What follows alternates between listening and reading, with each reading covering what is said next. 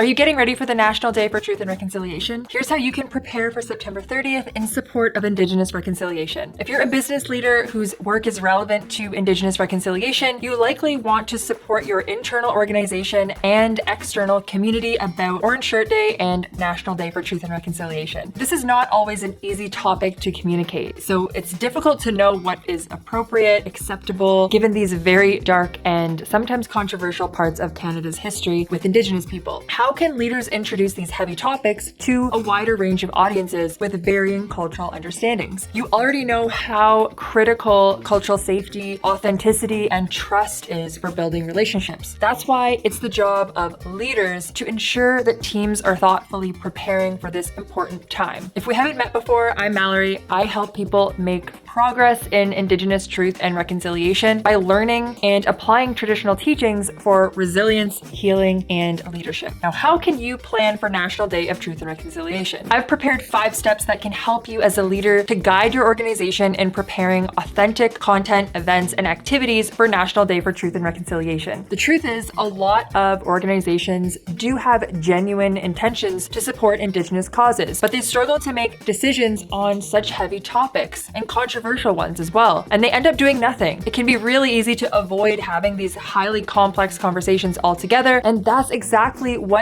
corporate and governmental systems have been doing for decades. Indigenous truth and reconciliation is becoming a priority in many corporate and organizational settings, to the point where it's becoming very noticeable when an organization isn't taking any action. Now, it's up to leaders, both Indigenous and allies, to champion these important initiatives. This often has a transformational effect on repairing and building relationships. Now, as a leader, these 5 steps can help guide you and your team or your organization in preparing authentic initiatives for National Day for Truth and Reconciliation, whether it's content, events, or activities. The first step is to understand your role as a leader. There are a diverse set of roles when leaders directly contribute to their community or their organization's reconciliation efforts. For example, your position might be in Indigenous relations, communications, DE&I or diversity, equity, and inclusion, business development, or something else completely. And the leadership role needed in these initiatives could likely expand beyond the guardrails of your title or even your authority. And this is what is needed to drive significant changes. Even when the change champions are in senior leadership positions, you'll often see a deep-rooted conflict or discomfort arise within these teams as initiatives push the boundaries of existing norms. As a leader, your role extends beyond managerial duties. You're often the catalyst for change within your organization, and it's essential to educate yourself about the history and significance of truth and reconciliation and understand its impact on both Indigenous communities and your specific environment in order to experience adoption of these changes. This knowledge will empower you to lead with authenticity and sensitivity and help prepare you to make progress in your organization. This will also help with giving you the highest likelihood of acceptance across your teams. Now, reflecting on your role as a leader, you'll know your position, your place, your responsibility, and then you can move on to determining who your efforts should be geared towards. So this is the next step, determining your audience and their readiness for reconciliation. Understanding your audience is crucial for effective communication. Any strategy or initiative is only as good as you can articulate it. Are your reconciliation efforts aimed internally at employees, teams, or individual members, or are you targeting external customers, stakeholders, or the community at large? Each group will have different levels of awareness and engagement with Indigenous issues. So identifying who you're aiming to reach can drastically alter the direction of your decisions and what you choose to take action on. Now, to gauge the readiness of your specific audience, try to research their behavior by analyzing either existing data that you can draw initial conclusions from. This can involve previous surveys and existing questionnaires. If you've distributed surveys to employees or customers or community members, take some of those responses, and that can maybe help you to understand their level of awareness and their internal interest in Indigenous communities and in Indigenous issues. Also use informal group discussions. So whether it's an organized group meeting or gathering personal insights and perspectives from some of these knowledge gaps from conversations. Another tactic is social media analysis. So analyzing social media interactions to gauge the current level of engagement and and sentiment around Indigenous related content. So this is really important. Before planning any activities, assess the readiness of your audience. This can save you hours of working on exuberant plans that aren't going to stick. So asking questions like, how familiar are they with the concepts of truth and reconciliation? Have they been involved in previous initiatives? This should help. So pushing for group discussions or facilitating informal conversations will help you to understand their awareness and readiness to engage in some meaningful activities. Now, you'll find that the level of readiness exists on a spectrum. It's not they're ready or not, or they're aware or they're not, but rather how ready are they? And the answer will vary by each subgroup and it'll vary by each individual. So once you've gathered some initial information, you can then begin to segment or group together your audience into distinct groups based on their characteristics, their interests, and their awareness levels. This will help you to tailor your message and approach to each group within your organization. And more importantly, determine the goals that are realistic for your efforts. So determining a goal for your planned activities and aligning them with your audience is the next step in this process. So which goals are in alignment with your audience's level of awareness and engagement? By reflecting on your audience's awareness level, you can select an appropriate goal. So for example, high awareness initiatives, these individuals are already knowledgeable about Indigenous issues and they're more likely to become advocates. Now, moderate awareness, this means that individuals have some awareness, but they may need more information, education, and lived or hands-on experiences. Low awareness, these individuals are largely unaware of Indigenous issues and require some basic education and awareness building efforts to get them started. Gauging the level of engagement that your audience has can help to set realistic goals and expectations for those active participants who are keen and excited to get involved in initiatives compared to those who may need motivation and accessible entry points to start getting involved. Now, when you're planning your activities, make sure that they align with your organization goals as well. This will make all the difference when presenting your plan in the next steps of this process. Now, whether your focus is on education or community engagement or supporting Indigenous businesses, having a clear objective laid out will make your initiatives that much more impactful. So the next step in this process is to start developing a plan for National Day for Truth and Reconciliation. Creating a plan that will resonate with decision makers is essential for gaining support and resources. So for leaders in Indigenous reconciliation, this serves as a critical opportunity to advance your organization's goals while honoring the experiences and cultures of Indigenous people. Gaining support from decision makers is crucial for any reconciliation initiative. So your plan must clearly articulate the purpose, activities, and the outcomes that you expect, and they demonstrate value and secure buy-in from decision makers. So here's how to structure your plan in order to achieve this. First, define some clear outcomes. What will success look like? The second part of this is outlining your key activities, right? So what activities must occur for this to take place? And then assign some accountability. Who's responsible for implementing these efforts? So the first part, starting with our desired outcomes for truth and reconciliation initiatives. The first step in developing your plan is to determine what success looks like. So taking step 3 from our previous discussion here, involving setting clear, measurable outcomes that align with both reconciliation objectives and your organizational goals. More specifically, ask yourself, how will this initiative improve relations or relationships with Indigenous communities? What specific changes do we hope to see within our organization? And how will these changes contribute to broader reconciliation efforts beyond September 30th? So some example outcomes here are some increased awareness and understanding of Indigenous cultures and histories among employees. Another example could be establishing ongoing partnerships with Indigenous organizations. Another goal could be enhancing your organizational policies and practices within your organization that can reflect Indigenous employees and stakeholders and what's important to them. Activities could contribute to your truth and reconciliation efforts as a whole. So once you've defined your outcomes, identify the key activities that are required to achieve them. These activities should be time-bound and have a set of structure in order to facilitate a smooth implementation. So some things you could consider would be educational workshops, training sessions. This could be anywhere from 2 to 4 hours of commitment, and the goal here would be enhancing your internal understanding of Indigenous cultures and histories, or another specific topic that your group would be interested in. In terms of community engagement, some initiatives can be done on an ongoing basis with the goal of building and maintaining relationships with local Indigenous communities. Another internal goal could be policy review and development. This can be implemented over several months in the long term with the goal of aligning your internal organizational policies with Truth and Reconciliation calls to action. Now, who will be accountable for leading and implementing these initiatives? Clear accountability is essential for the successful execution of this plan, of course. So assigning roles and responsibilities to ensure that each of these activities is carried out effectively is really important. So some of these key roles may include a project lead who's responsible for the overall coordination, ensuring that these milestones are met, the HR department. This could be facilitating workshops and training sessions, a community liaison, managing relationships with Indigenous communities and organizations, a policy review team. So whether it's an internal or external contractor conducting the review and updating of organizational policies to ensure that they're representative of Indigenous values. Now, the last step of this process is articulating